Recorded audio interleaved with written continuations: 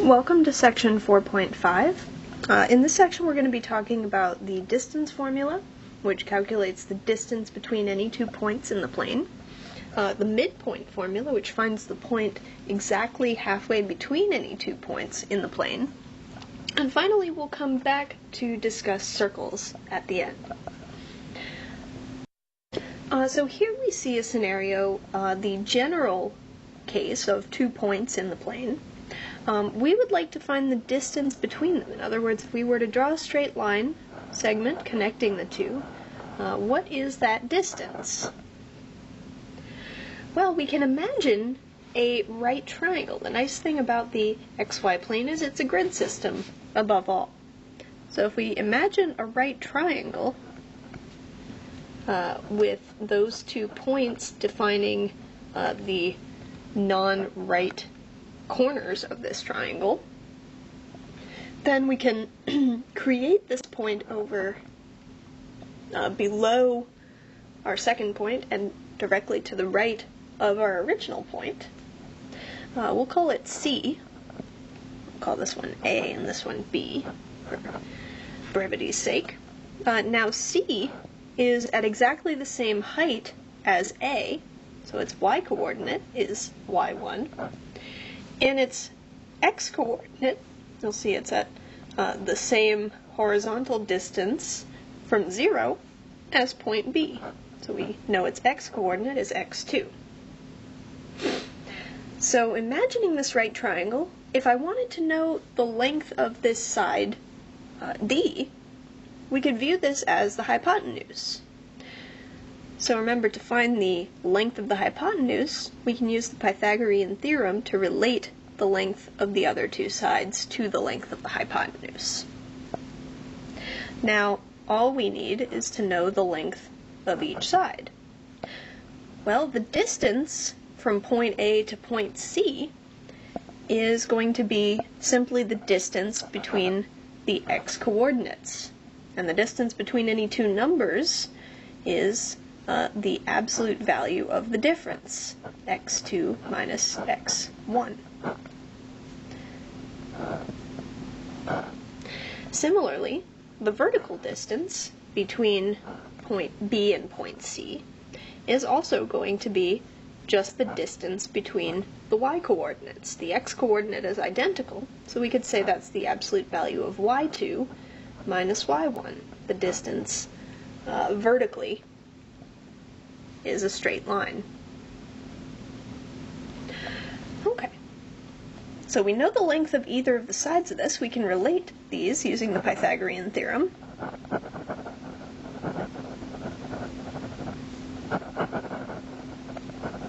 And in fact, we can generalize the Pythagorean theorem for any point x1, y1, and x2, y2. So the distance squared, remember, the hypotenuse squared is equal to the sum of the legs squares. So if we square x2 minus x1 in absolute values, and we add the square of y2 minus y1 in absolute values. Now, an interesting fact about the absolute value, if we square the absolute value of any number, we simply get that number's square. Right? If we square the absolute value of -2, we would take the absolute value of -2, which is 2, and square it, in which case we get 4, which is exactly what we would get if we simply squared -2 from the get-go.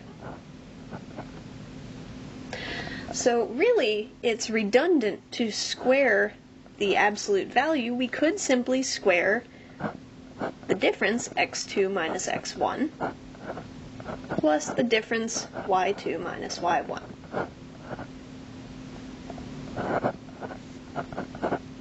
Alright, we're making progress. Now we have a relationship between these points and the distance between them. Well, actually we have a relationship which describes the square of the distance. So if we want the actual distance itself, we'll take the square root of both sides, throw in a plus or minus for correctness sake,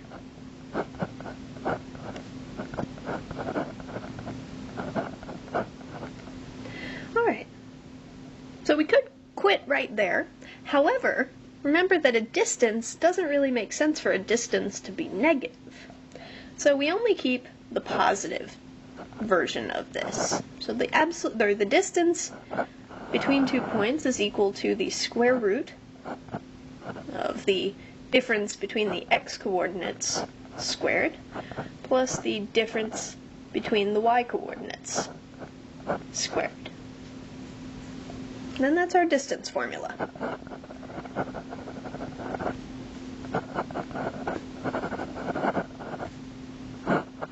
And that will work for any 2 points in the xy plane, whether they be on the same horizontal or vertical level with each other, or in completely different places in both directions. So let's use that to find the distance between 2 points.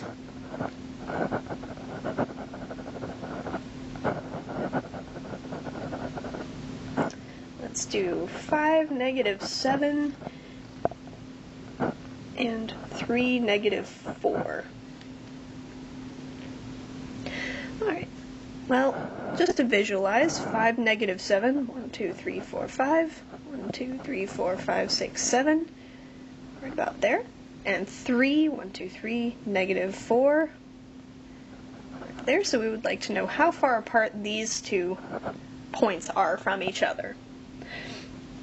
Alright, so we'll plug all of these points in. It's good to decide which is your x2 and your y2 and your x1 and your y1.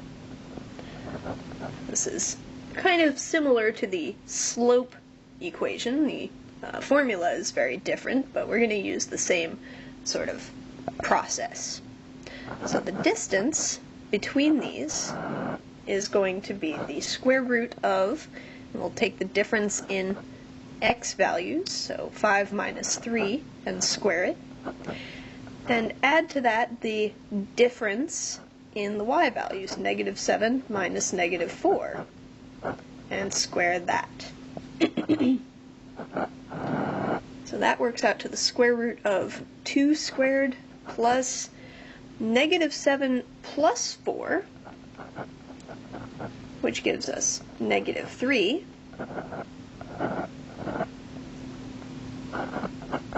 which we will also square. So we're dealing with the square root of 4 plus 9, so that's the square root of 13. And we could leave it there, or you can plug that into your calculator and get an approximation of that distance. Might not be a bad idea to see if this number seems reasonable.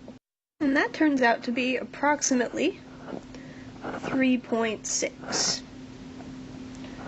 So looking at our graph, our distance horizontally is 2 units. Our distance vertically is 1, 2, 3 units. I think it makes sense for the hypotenuse of that right triangle to be approximately 3.6. It's going to be a little bit longer than either of our 2 dimensions.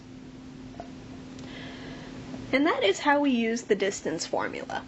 So pretty straightforward. I'll let you guys get a little bit of practice with those homework problems in using the distance formula. Now, related to the idea behind the distance formula is the desire to understand more about the relationship between 2 points. One piece of that puzzle being the point that lies halfway between them. So if I imagine 2 generic points here in space, x1, y1, x2, y2, if I draw a line segment between them, there's a point exactly halfway between those 2 points in space. We'll call that the midpoint M. And what's interesting about the midpoint is that it lies exactly halfway between these 2 points in either direction. So horizontally, this point is exactly halfway between the points, and vertically, the midpoint is exactly halfway between the 2 points.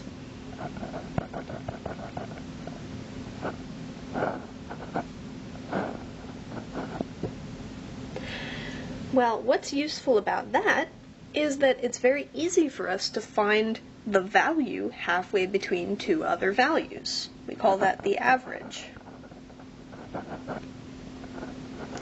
So if we take the average of the x-coordinates, x1 and x2, that average will be our x-coordinate of the midpoint.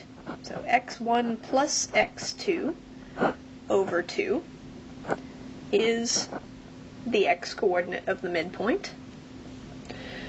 And the average of the y-coordinates, y1 plus y2 over 2, is the y-coordinate of the midpoint.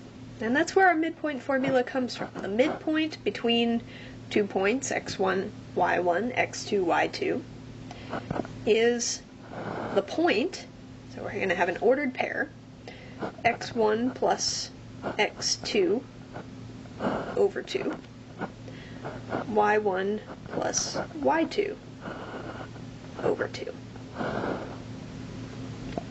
Now notice that it doesn't really matter which order you add your coordinates together and divide by 2, so this formula is very forgiving. Simply add up the x's and divide by 2, and add up the y's and divide by 2. So let's use those same points from the previous example. Let's find the midpoint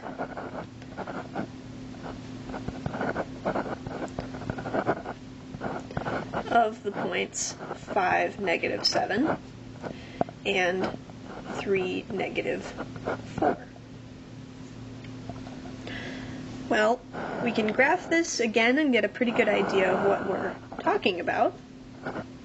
Remember, 1, 2, 3, 4, 5, and 1, 2, 3, 4, 5, 6, 7. So there's our first point. And 1, 2, 3, and 1, 2, 3, 4, our second point. So our midpoint is going to be somewhere in this area. My guess would be 4, I'm not sure, maybe negative 5 or so. And we can use that midpoint formula to perform the calculations for us. M is going to be equal to, add up our x-coordinates, 5 plus 3 over 2, and add up our y-coordinates, negative 7 plus negative 4, and divide by 2. And now we'll want to simplify a little. That's kind of an ugly way to write a point. So 5 plus 3, that's 8 over 2.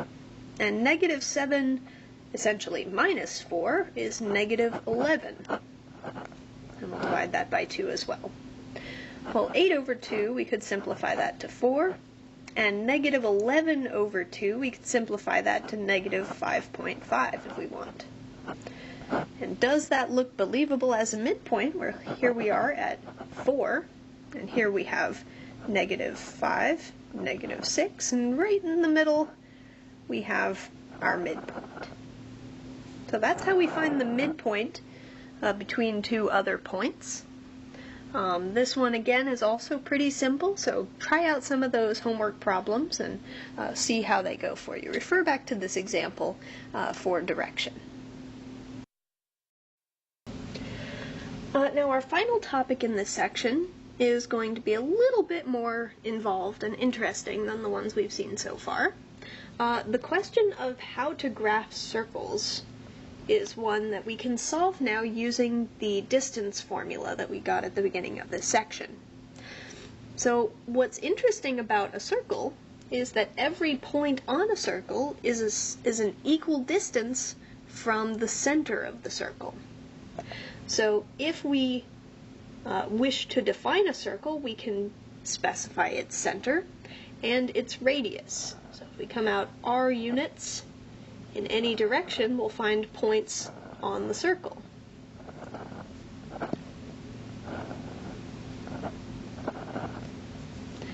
Now, every single point that is r units from the center will lie on the circle. Which means that if we're interested in discussing a point a general point, x, y, on the circle, and we know the location of the center, we can describe the relationship using the distance formula and the radius. So the distance from a circle's center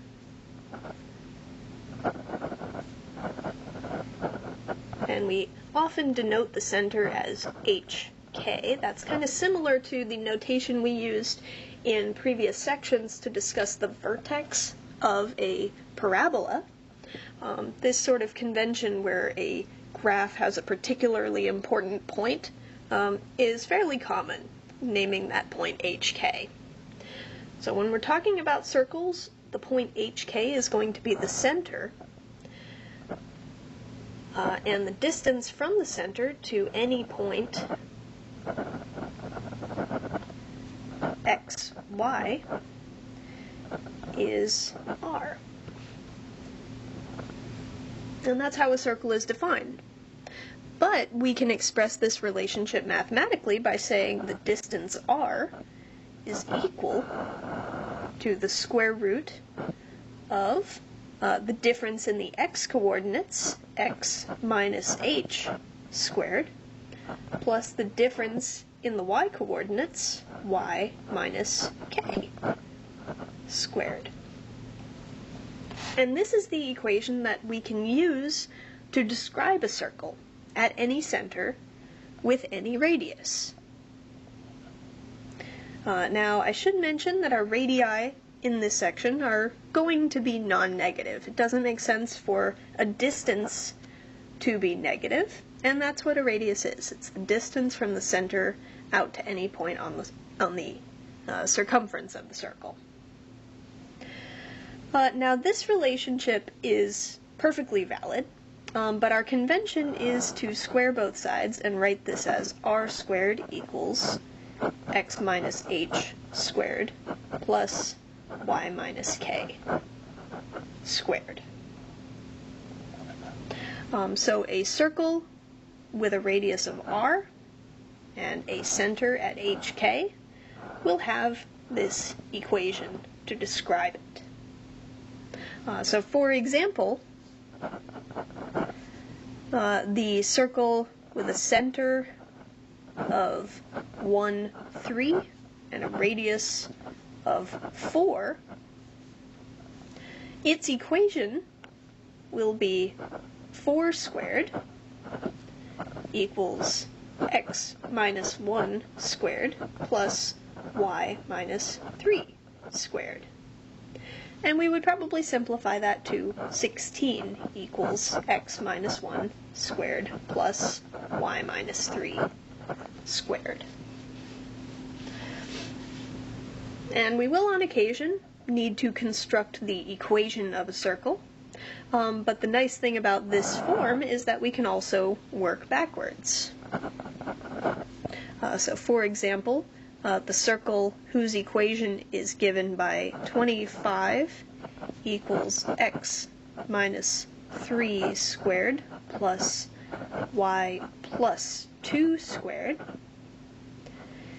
Well, if we convert that to look something more like our standard form for the equation of a circle, we want to write the simpler side, in this case 25, as something squared. Well, 25 is 5 squared, and so this is our radius. We also want to write x minus some number, so x minus 3 squared. That's going to be our h. Plus, now we also want to do the same thing with the y term. We would write this as y minus negative 2 to see that k is in fact negative 2. So this circle has a radius of 5, and it has a center located at 3, negative 2.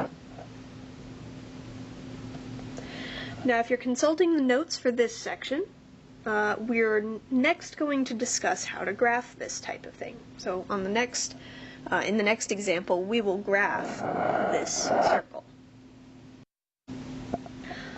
Alright.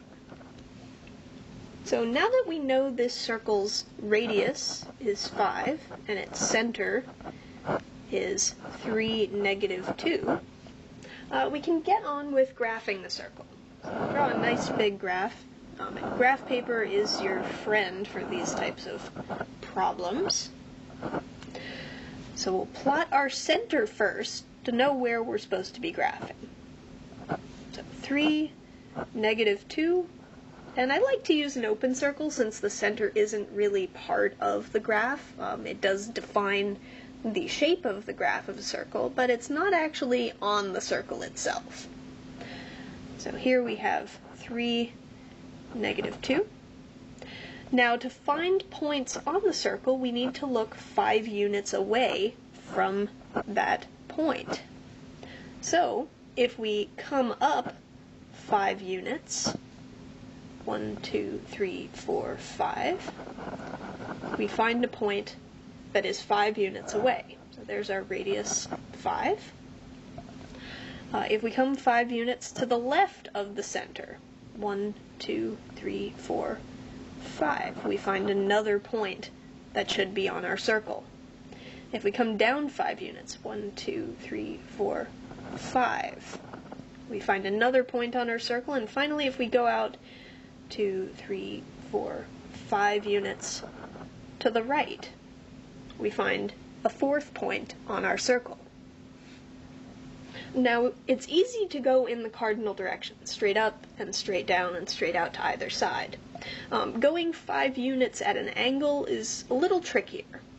So that's really the best we can do. If we connect up those points that we're sure of, as best we can using a circular graph, and your circle may be a little lumpy, that's okay. Mine certainly are from time to time not very circular looking. That is our graph. So here we have our radius of 5 units based around our center, 3, -2, and that's what our graph would look like. Now notice this graph fails the vertical line test. So circles are not actually functions.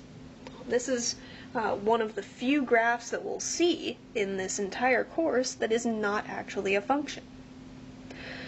But you can get your graphing calculator to graph a circle because the top half by itself is a function, and so is the bottom half. So let's take this equation, 25 equals x minus 3 squared plus y plus 2 squared.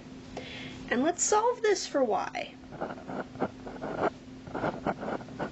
So we would like to write this as y equals some formula. Well, at the moment, y is trapped inside of this squared expression. So I'm going to isolate this term by moving x minus 3 squared to the other side.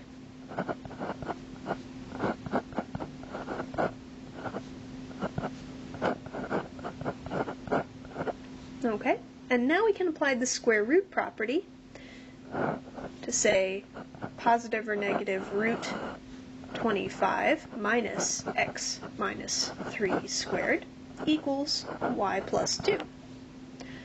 So, finally, we can solve for y by subtracting 2 over to the other side. Positive or negative root 25 minus x minus 3 quantity squared minus 2 outside the radical equals y. So that's our formula. Y equals positive or negative root 25 minus x minus 3 quantity squared minus 2. And we can see that we actually end up with 2 different formulas. So what we're going to type into our calculator, y1, will be the positive radical 25 minus x minus 3 quantity squared minus 2 outside. And the other y value, y equals negative root 25 minus x minus 3 squared minus 2. So, if you bring up your graphing calculator and go to the y equals screen, we'll type in both of these formulas, radical 25 minus x minus 3 quantity squared, minus 2 outside, and the negative version. So when you've got that all typed in, we'll hit graph. Our standard window should be big enough. And here we see it graphing the upper half of our circle. That's our first formula, y1.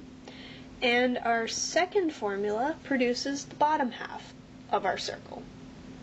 So it is possible to handle the equations as if they were functions, but you are going to have to handle two equations in order to get around the fact that this circle is not the graph of a function.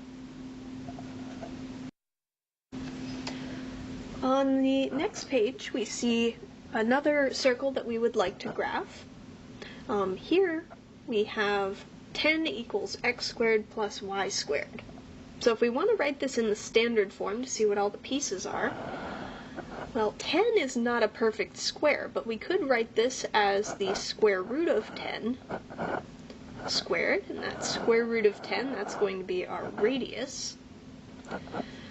Now, x normally has parentheses, so we could write this as x minus 0 squared plus y minus 0 squared. So here we see that h and k are both 0. So where does that leave us?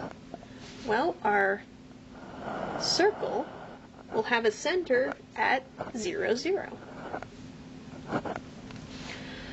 Now this one is particularly tricky because the radius is not a nice number. We'll have to use the calculator to approximate the square root of 10 to know how far up, down, and out to either side we should go. So if you type in the square root of 10, it seems that our radius is approximately 3.2. And I'm going to round pretty aggressively since our graph doesn't need to have that crazy amount of accuracy. We just want to get it in the right place and end up with a good approximation of our radius.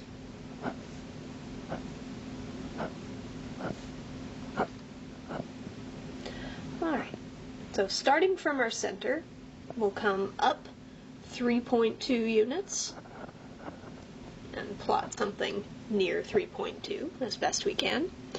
Coming over to the left, 3.2 units, coming down 3.2 units, and going out to the right, 3.2 units. And finally, we'll connect all of those points up with nice circular looking graph.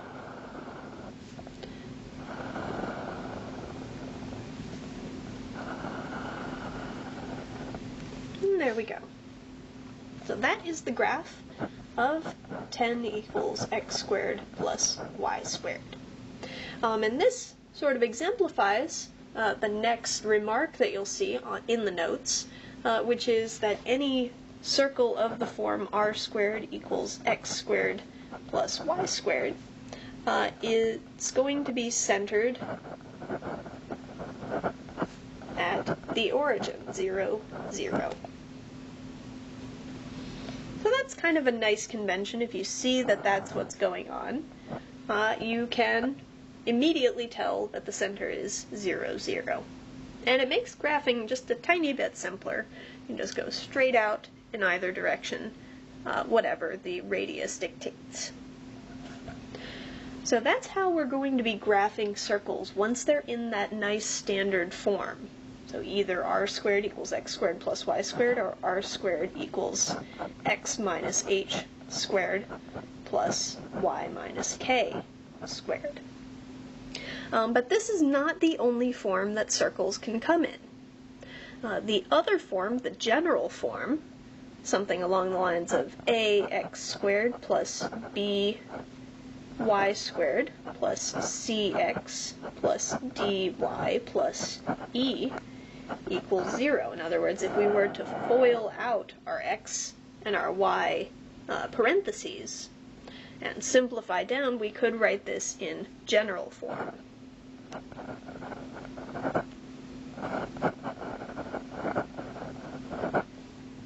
Now, general form is usable, but just like with parabolas, where vertex form immediately tells us the location of the vertex, standard form immediately tells us the location of the center, and we can pick out the radius fairly quickly. General form is not as forgiving. So, generally speaking, you want to take any general form equation and turn it back into standard form. Now, the way that we need to do that is by completing the square in both variables.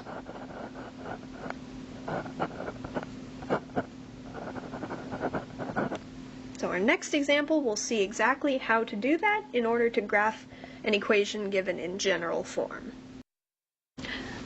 So on the next page here we see an equation in general form that we would like to convert to standard form in order to be able to graph.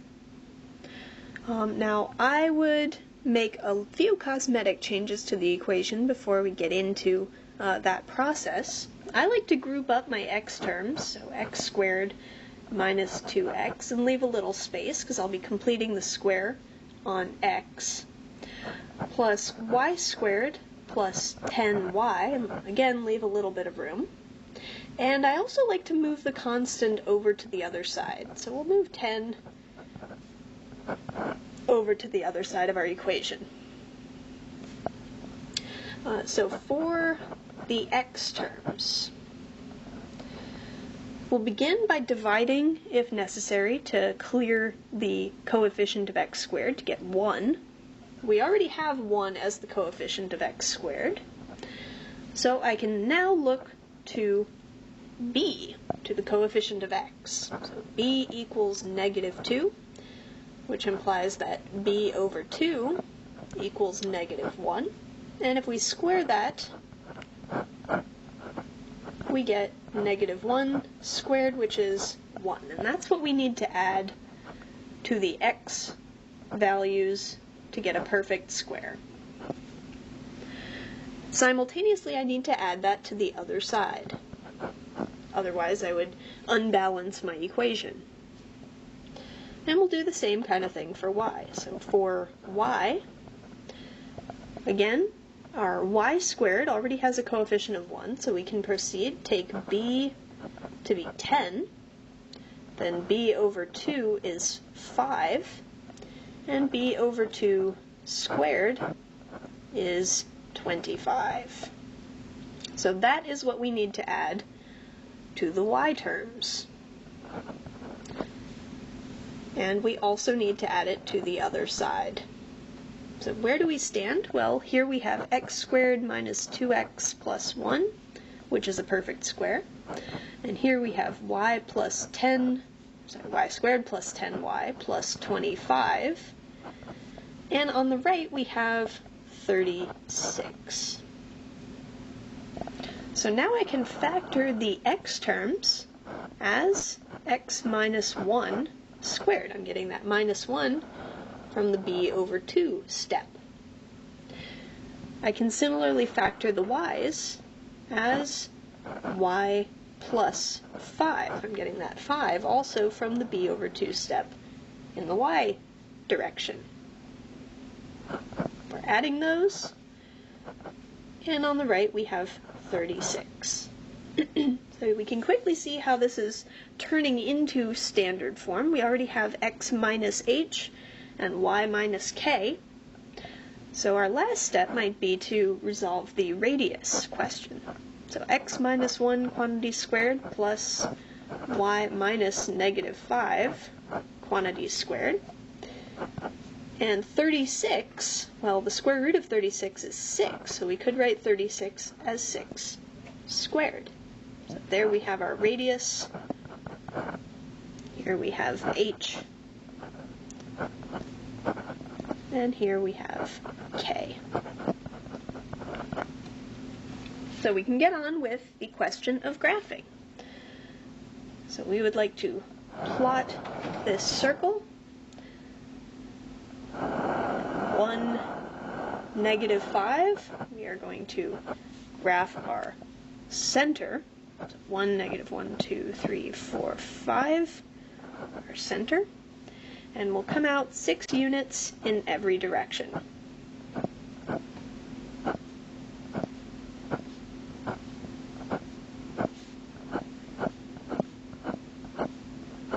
So if we come up 6 units, 1, 2, 3, 4, 5, 6, we get the point 1, 1.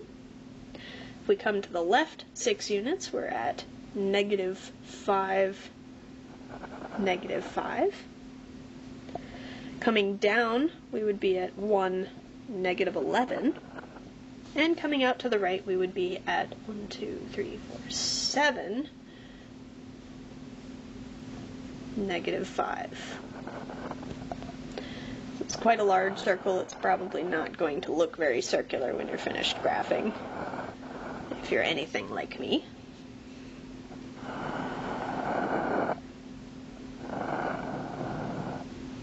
Okay, well, that's better than I expected it to look. So our distance outwards to any point xy, our radius is 6, and our center is 1, -5.